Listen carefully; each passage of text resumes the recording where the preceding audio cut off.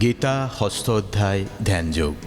ইতিমধ্যে পঞ্চম অধ্যায়লৈকে আপুনি যদি ভাগৱত গীতা শ্ৰৱণ কৰিছে তেনেহ'লে আপুনিও গম পাইছে যে জ্ঞান মাৰ্গেই ভাল পাওক অথবা নিষ্কাম কৰ্মযোগ, কাম মনুষ্যই কৰিবই লাগিব। কুৰুক্ষেত্ৰৰ ৰণাংগনত অৰ্জুনেও বুজি উঠিছিল এই কথা। পঞ্চম অধ্যায়ৰ কৰ্ম সন্ন্যাস যুগতো অৰ্জুনে ভগৱান শ্ৰীকৃষ্ণক সুধিছিল, জ্ঞান যোগ আৰু কৰ্মযোগ দুয়োটাৰ ভিতৰত ফলাফল কোনটোৰ বেছি ভাল? ভগৱান শ্ৰীকৃষ্ণই কৈছিল, দুয়োটাই পৰম শ্ৰেয়, দুয়োটাতে কৰ্ম আছে। মানে আপুনি, মই, সাধাৰণ মনুষ্যয়ো এই কথা বুজি উঠা উচিত যে কৰ্ম নকৰাকৈ কোনো সন্ন্যাস নহয়।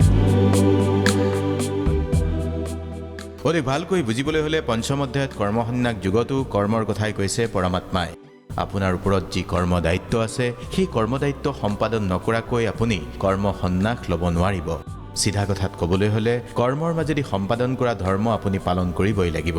ষষ্ঠ অধ্যায়ত অৰ্থাৎ ধ্যান যুগতো ভগৱান শ্ৰীকৃষ্ণই কুন্তীপুত্ৰ অৰ্জুনক বুজাইছে কৰ্ম কৰাৰ মাজেদিও কেনেকৈ সন্ন্যাসী হ'ব পাৰি।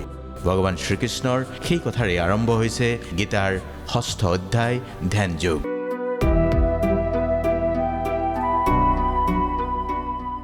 অনাশ্ৰিত কৰ্ম ফলং কাৰ্যং কৰ্ম কৰোতি চ স সন্ন্যাসী স যোগী স ন নিৰগ্নিগ্ন চাক্ৰিয়। অৰ্থাৎ পৰমেশ্বৰ ভগৱানে কৈছে, যিয়ে মাত্ৰ অগ্নিক ত্যাগ কৰিছে বা কৰ্ম ত্যাগ কৰিছে তথা চেষ্টা শূন্য, তেওঁ সন্ন্যাসী অথবা যোগী নহয়। যিজনে কৰ্মফলৰ প্ৰতি আসক্ত নহয়, কৰ্ম কৰাৰ সময়ত কোনো কামনা নৰখাকৈ নিজ কৰ্তব্য কৰ্ম পালন কৰে, তেওঁই প্ৰকৃতাৰ্থত সন্ন্যাসী কিম্বা যোগী। হে পাণ্ডৱ, যিজনাক সন্ন্যাসী বোলা হয় তেওঁকে যোগী বুলি অভিহিত কৰা হয়। কাৰণ ইন্দ্ৰিয় ভোগৰ বাসনা ত্যাগ নকৰিলে কাহানিও যোগী হ'ব নোৱাৰি। অষ্টাংগ যোগ অনুষ্ঠানত যিসকল নবীন, তেওঁলোকৰ বাবে কৰ্ম অনুষ্ঠান সিদ্ধি কৰাই শ্ৰেষ্ঠতম। আৰু যিসকলে ইতিমধ্যেই যোগাৰোহ বা যোগযুক্ত হৈছে, তেওঁলোকৰ বাবে সমস্ত কৰ্মৰ প্ৰায় নিবৃত্তি কৰাই শ্ৰেয়। এই কথাখিনিকে চতুৰ্থ শ্লোকত আৰু ভালকৈ বুজাই কৈছে ভগৱান শ্ৰীকৃষ্ণই। যেতিয়া কোনো যোগী পুৰুষে জড় সুখভোগৰ সমস্ত কল্পনা ইন্দ্ৰিয়ভোগ্য বিষয় ত্যাগ কৰে আৰু সকাম কৰ্মৰ প্ৰতি আসক্ত হয়, তেতিয়া তাক যোগাৰোহ বোলা হয়। যোগাৰোহ মানে সন্ন্যাস বুলিয়ে আপুনি বুজিব পাৰে। চতুৰ্থ শ্লোকটোৰ অৰ্থ আপোনাক অলপ সহজকৈ বুজাই ক'বলৈ চেষ্টা কৰিছোঁ। গীতাৰ ব্যাখ্যা কৰাসকলে কয়, যি পুৰুষে যেতিয়া এক বিশেষ কালত এক বিশেষ সময়ত ইন্দ্ৰিয় ভোগৰ আসক্তিও নাৰাখে বা কৰ্ম আসক্তিও নাইকিয়া হয়, তেওঁৰ বাবে প্ৰতিদিনৰ কৰ্ম আৰাধনাৰো কোনো আৱশ্যকতা নাথাকে। সেই সময়ত তেতিয়া তেওঁৰ সকলো সংকল্পৰ অভাৱ হৈ যায়। সেয়াই আচলতে সন্ন্যাস বা যোগাৰোহতা, যাক সংস্কৃতত কোৱা হয় যোগাৰোহস্থ বুলি।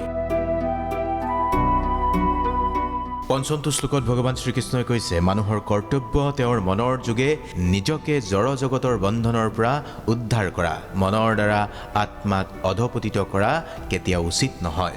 মনটোৱে জীৱৰ অৱস্থা অনুসৰি বন্ধু বা শত্ৰু হয়। অৰ্থাৎ মানুহে নিজৰ দ্বাৰা নিজক উদ্ধাৰ কৰা উচিত বা উদ্ধাৰ কৰিবই লাগিব।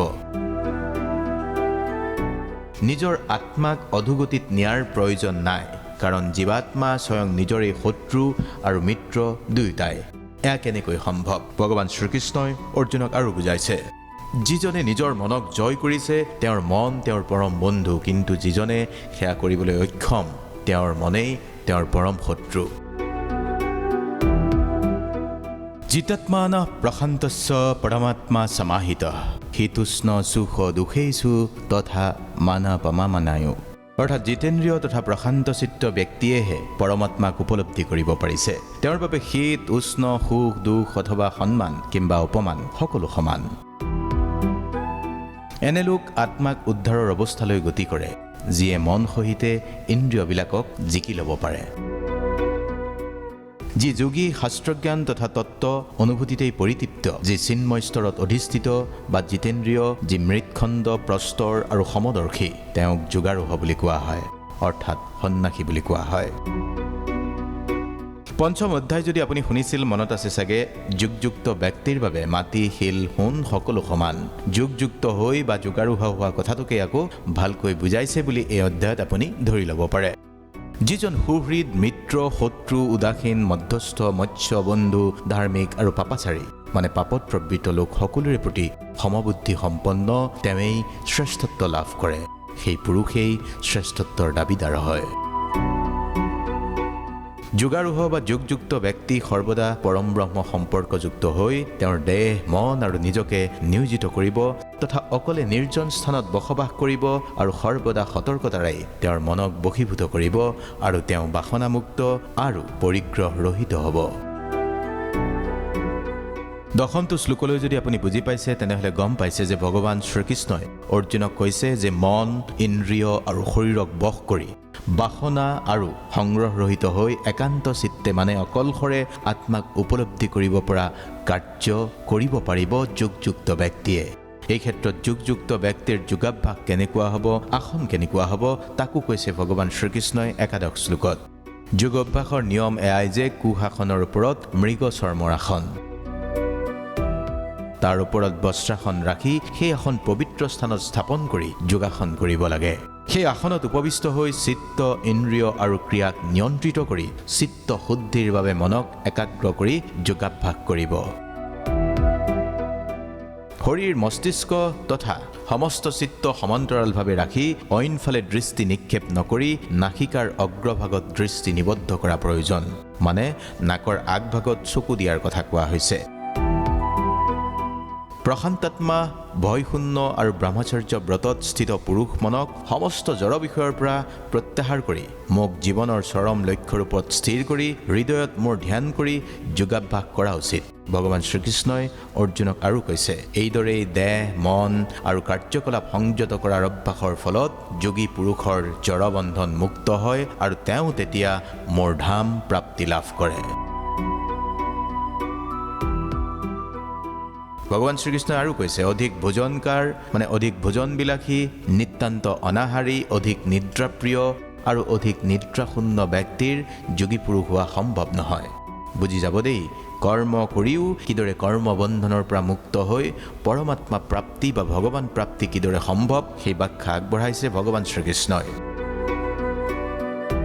যিজনে পৰিমিত আহাৰ আৰু বিহাৰ কৰে, পৰিমিত প্ৰয়াস কৰে, যাৰ নিদ্ৰা আৰু জাগৰণ নিয়মিত, তেওঁই যোগাভ্যাসৰ দ্বাৰা সমস্ত জড়জাগতিক দুখৰ নিবৃত্তি সাধন কৰিব পাৰে, অৰ্থাৎ দুখৰ পৰাও মুক্ত হ'ব পাৰে। যোগীয়ে যেতিয়া অনুশীলনৰ দ্বাৰা চিত্ত মানে আত্মাক পৰমাত্মাক বিলীন কৰে আৰু সমস্ত জড় কামনা বাসনাৰ পৰা মুক্ত হৈ আত্মাতেই অৱস্থান কৰে, তেতিয়া তেওঁ যোগযুক্ত পুৰুষ হৈছে বুলি ক'ব পাৰি বা কোৱা হয়। বায়ুশূন্য স্থানত দীপশিখা যিদৰে কম্পিত নহয়, চিত্তবৃত্তিৰ অভ্যাসকাৰী যোগীৰ চিত্তও তেনেদৰে অবিচলিত থাকে। মানে অৰ্থাৎ যেতিয়া আত্মা পৰমাত্মাত বিলীন হৈ যায়, তেতিয়া বতাহ নথকা স্থানত চাকি লৰচৰ নোহোৱাৰ দৰে অৱস্থা হয় আমাৰ আত্মাৰো। পৰৱৰ্তী শ্লোকত ভগৱান শ্ৰীকৃষ্ণই কৈছে, যোগাভ্যাসৰ ফলত যি অৱস্থাত চিত্ত বা আত্মা সম্পূৰ্ণ ৰূপত জড় বিষয়ৰ পৰা আঁতৰি আহে, সেই অৱস্থাক যোগ সমাধি বোলা হয়। সেই অৱস্থাত শুদ্ধ অন্তঃকৰণৰ দ্বাৰা আত্মাক উপলব্ধি কৰি যোগী আত্মাতেই পৰম আনন্দ আস্বাদন কৰে আৰু সেই আনন্দময় অৱস্থাত অপ্ৰাকৃত ইন্দ্ৰিয়ৰ দ্বাৰা অপ্ৰাকৃত সুখ অনুভূত হয়। সেই সুখানুভূতি যোগী পুৰুষেহে উপলব্ধি কৰিব পাৰে। এই পাৰমাৰ্থিক চেতনাত অৱস্থিত হ'লে মানে পৰমাত্মা প্ৰাপ্তি সম্ভৱ হ'লে যোগী পুৰুষ আৰু আত্মা তত্ত্ব জ্ঞানৰ পৰা বিচলিত নহয় আৰু তেতিয়া ইয়াতকৈ আৰু লাভজনক কিবা হ'ব পাৰে বুলি মনে নধৰে। এই ক্ষেত্ৰত গীতাৰ ব্যাখ্যা কৰা ব্যক্তিসকলে কয়, পৰমেশ্বৰ প্ৰাপ্তিৰ পিছত যোগী পুৰুষ দুখতো দুখী নহয়, কাৰণ সেই সময়ত দুখৰ অনুভৱ কৰিব পৰা চিত্ত মানৱ দেহত নাইকিয়া হৈ যায়। এনে অৱস্থাত স্থিত হ'লে চৰম বিপৰ্যয়তো কিঞ্চিত বিচলিত নহয়। জড় জগতৰ সংযোগজনিত সমস্ত দুখ দুৰ্দশাৰ পৰা এয়াই হৈছে প্ৰকৃত মুক্তি, যি মুক্তিৰ সন্ধান কৰে যোগ পুৰুষে। অবিচলিত অধ্যাৱসায় আৰু বিশ্বাস সহকাৰে এই যোগ অনুশীলন কৰা উচিত।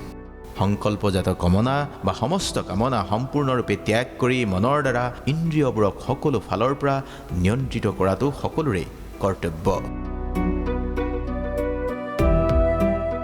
ধৈৰ্যযুক্ত বুদ্ধিৰ দ্বাৰা মনক লাহে লাহে বা ক্ৰমে ক্ৰমে আত্মাত স্থিৰ কৰি আৰু অইন কোনো চিন্তাই নকৰি নিজক সমৰ্পণ কৰা উচিত।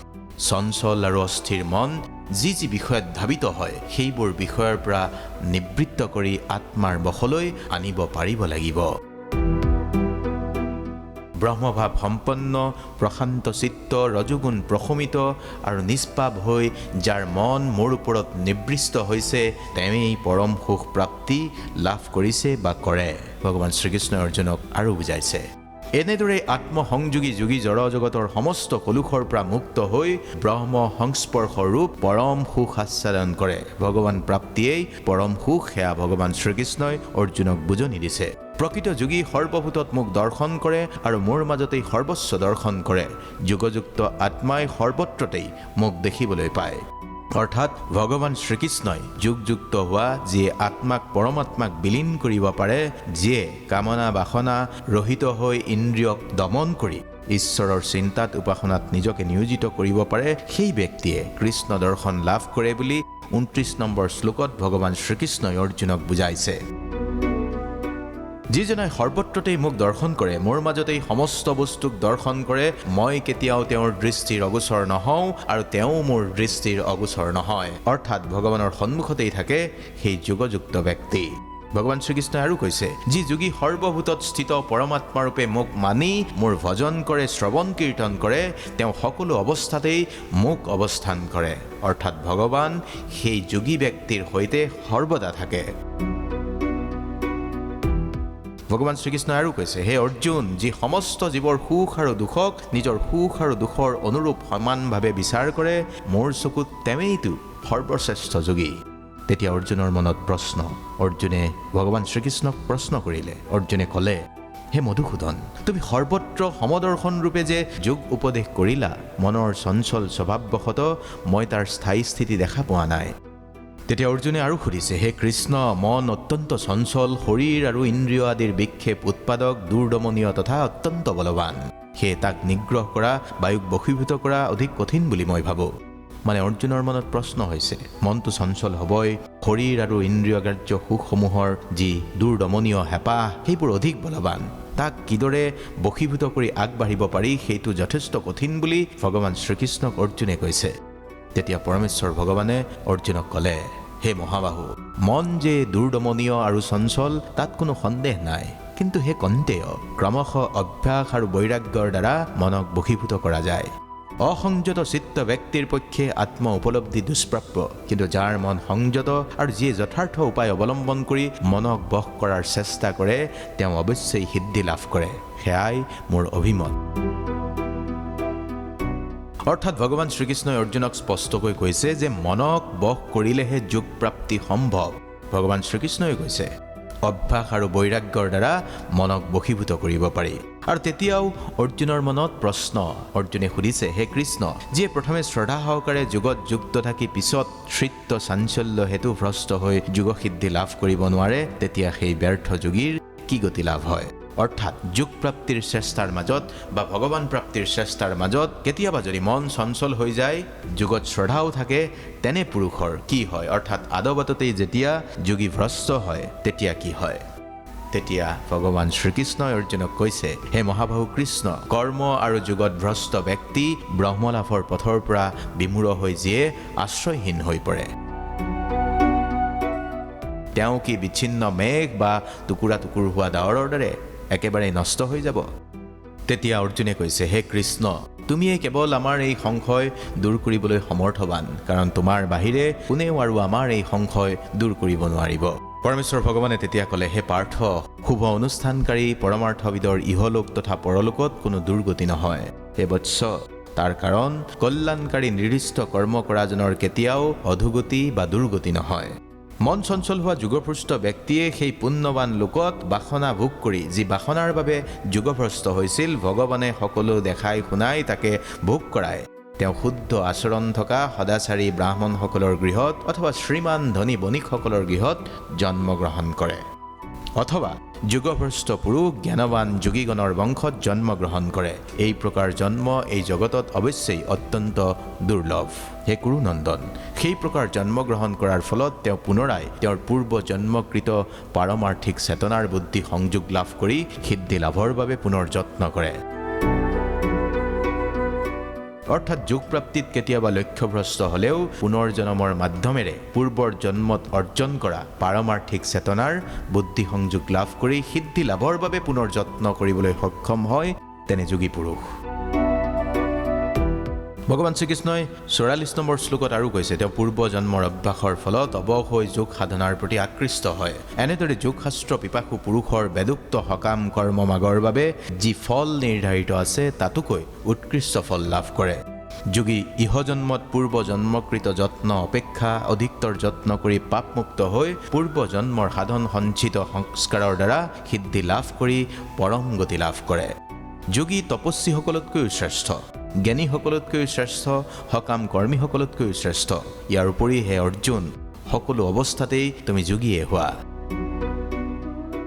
যি শ্ৰদ্ধা সহকাৰে শুদ্ধ চিত্তে মোৰ ভজন কৰে তেওঁ সকলোতকৈ অন্তৰংগভাৱে মোৰ সৈতে যুক্ত হৈ থাকে আৰু তেওঁই সমস্ত যোগীসকলৰ মাজত সৰ্বশ্ৰেষ্ঠ। সেয়াই মোৰ অভিমত। ভগৱান শ্ৰীকৃষ্ণই এনেকৈয়ে অৰ্জুনক বুজনি দিলে ধ্যান যুগত, অৰ্থাৎ কি পৰ্যায়ত ধ্যান কৰি পৰমাত্মাক প্ৰাপ্ত কৰিব পাৰি সেই কথা ধ্যান যুগত উল্লেখ আছে। গীতাৰ 6ষ্ঠ অধ্যায় ধ্যান যুগৰ ইমানতেই অন্ত পৰিল।